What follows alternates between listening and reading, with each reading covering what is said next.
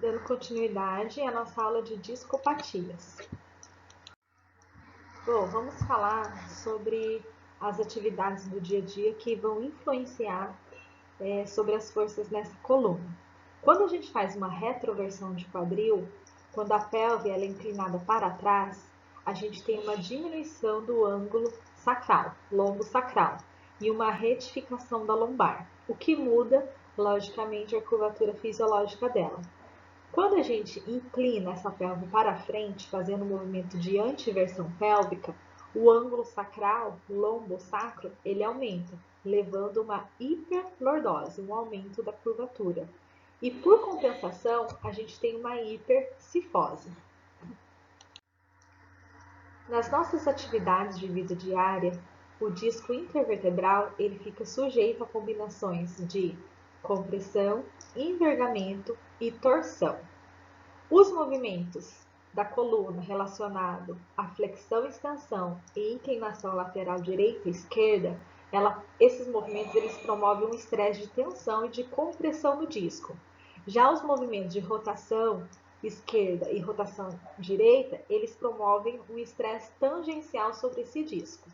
E a força de compressão do corpo vertebral, ele aumenta da cervical superior até a lombar inferior, né? Porque, logicamente, a cervical, ela vai sustentar o peso de uma cabeça e uma lombar, ela vai sustentar o peso de um tronco. Então, é crescente de cervical para lombar. Atividades do dia a dia, como correr e saltar, aplicam cargas de curta duração e de alta amplitude nos discos. Já uma caminhada, ela vai impor baixa carga nos discos vertebrais, principalmente ali da coluna lombar. Os movimentos do dia a dia que relacionam ao movimento de extensão da coluna, principalmente quando o indivíduo ele está em pronação, em decúbito ventral, isso causa um grande impacto sobre os discos, principalmente da coluna lombar. Então, se nós fisioterapeutas formos adotar essa posição para trabalhar o fortalecimento de paravertebrais, no início a gente deve colocar um travesseiro embaixo da barriga, ali no abdômen, para que se tenha um alinhamento pélvico e que tenha uma sobrecarga menor sobre essa coluna, porque senão a tendência é que se forme uma hiperlordose, o que acentua a dor do paciente, principalmente aquele paciente que já tem uma hiperlordose lombar. Agora a gente vai falar sobre as discopatias. Então veremos hérnia de disco e espondilose. Esse gráfico aqui, gente, vai mostrar para vocês algumas posturas do dia a dia que vão influenciar a carga sobre a nossa coluna. Quando estamos em decúbito dorsal, deitados, a pressão gravitacional ela é diferente do que quando estamos em pé.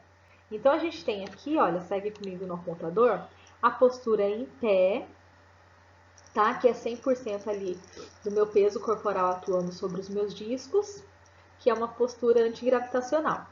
Quando eu tenho o posicionamento deitado em decúbito dorsal, esse paciente ele está com 25% só de carga do seu peso corporal sobre a coluna. E isso já aumenta para 75% quando a gente vira em decúbito lateral. Já quando a gente está em pé com uma flexão anterior de tronco, essa carga aumenta em 50% a mais do peso corporal. Se estamos em pé com uma flexão anterior de tronco com peso nos membros superiores, vai para 220. Sentado, essa pressão, né, essa carga é de 40% a mais do peso corporal na coluna. Sentado, inclinado anteriormente, vai para 185. E inclinado anteriormente com peso nos membros superiores, já sobe para 275, tá? Então, eu vou ler a legenda aqui para vocês. Na posição sentada ereta, a pressão intradiscal é 40% maior que na posição em pé, enquanto na posição sentada com inclinação anterior, cerca de 85% a mais que na postura em pé. Nesse slide aqui, vocês vão conhecer mais como que é a anatomia do disco intervertebral. Então, a gente tem aqui ao redor dele o anel fibroso e no meio dele, o interior, o núcleo pulposo. Então, aqui a gente consegue delimitar bem essas duas regiões. Sendo que o núcleo pulposo ele é uma substância mais mole e gelatinosa, tá? O ânulo, ou anel fibroso, ele é sensível à força de rotação do que a de compressão. A composição do disco, 90% de água e o restante do colágeno tipo 2 e também de proteoglicanos, né? Os proteoglicanos eles são capazes de atrair as moléculas de água, promovendo resistência à compressão. A nutrição desses discos ela é feita através do movimento do dia a dia. Isso vai fazendo um movimento, bombeamento de sangue para dentro dos discos. O disco desidratado ele vai perder a sua capacidade de elasticidade e de armazenar e distribuir as cargas, de armazenar energia e distribuir as cargas, diminuindo, estando mais vulnerável aos estresses do dia a dia. E a desidratação do disco ela é um processo fisiológico do envelhecimento. Aqui é a imagem da atuação das forças sobre o disco intervertebral. Então, quando a gente está em pé, a gente perde maior quantidade de líquido dentro desses discos, né, por conta da própria peso do corpo e ação gravitacional. Interessante falar para vocês que quando a gente está no período da manhã, quando a gente acaba de levantar, nossos discos estão super hidratados, então o nosso tamanho é maior. Ao longo do dia, a gente vai perdendo conteúdo hídrico. E aí, à noite, no final da noite, antes de dormir, se a gente for medir a nossa altura, com certeza ela vai ser menor por conta da desidratação desses discos, tá? Então, a gente é capaz de perder mais ou menos 2 centímetros ao longo do dia. E só pelo fato de ficar em pé, a gente já perde uma porcentagem também. Então, tem estudos feitos com astronautas, porque fora da órbita terrestre, eu não tenho ação, né, da gravidade, então eles são capazes de aumentar em 5 centímetros o tamanho deles, porque não existe força de compressão sobre esses discos. Aqui nessa imagem tem a rotação, tá, que vai criar o estresse aqui de cisalhamento dentro do disco, com uma maior intensidade no anel fibroso ali, que é na periferia. E aqui também, olha, o movimento de cisalhamento, tá? A fisiopatologia da hérnia de disco. Então, o disco vertebral, a partir dos 30 anos, ele vai sofrendo modificações bioquímicas. Então, ele vai perdendo o seu conteúdo hídrico, ele vai ficando mais vulnerável a lesões. E aí, quando eu junto um processo de fisiologia do envelhecimento mais a sobrecarga imposta sobre esse disco, eu tenho uma perda da constituição do núcleo pulposo e da sua capacidade de distribuir igualmente as cargas. Isso vai levando a fissuras, a rupturas do anel fibroso e aquele conteúdo interno ele vai extravasando em direção à periferia, tá? Então é uma associação com a idade, com a diminuição do conteúdo hídrico, que leva a uma diminuição da capacidade de absorver choque desses discos. O principal fator é a perda de proteoglicanos, né, que diminui a capacidade de absorver líquidos, mas também associado aos fatores ambientais, que são as cargas, carregar peso, dirigir, fora os fatores desencadeantes, também como o álcool, cigarro, que podem aumentar o risco de ruptura desses discos. Uma vez que esse disco ele foi rompido e o conteúdo extravasou, ele pode ir para a região anterior, que vai forçar o ligamento longitudinal anterior. Ele pode ir para uma região posterolateral, que vai comprimir uma raiz nervosa, ou ele pode ir para uma região posteromediano-central, que vai comprimir o sistema nervoso central, a coluna, a medula, tá? Ou ainda uma saliência lateral.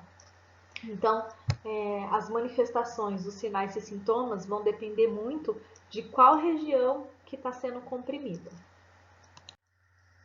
Etiopatogenia. Traumas e fatores mecânicos, né, são bastante incidentes, as forças externas, as posições antiergonômicas, o hábito de carregar peso, né, e associado, logicamente, a uma falta de força muscular, vai sobrecarregar muito esses discos. Mas a gente também pode ter infecções, malformações congênitas, doenças inflamatórias e metabólicas gerais, né, sistêmicas, neoplasias, distúrbios circulares e fatores tóxicos e também psicossomáticos. Aqui, gente, entre os fatores do estresse, porque muitas pessoas, quando estão estressadas, elas jogam toda uma tensão muscular no grupo na musculatura das costas. Isso pode acontecer, por exemplo, na região cervical, que aquela musculatura fica toda tensa, ou até mesmo na região lombar, tá? Algumas pessoas também na região torácica. Então, toda essa força é direcionada, o que vai mudar biomecânico, o que vai causar uma tensão muscular, um desalinhamento biomecânico e vai comprimir esses discos. Aqui, alguns fatores desencadeadores.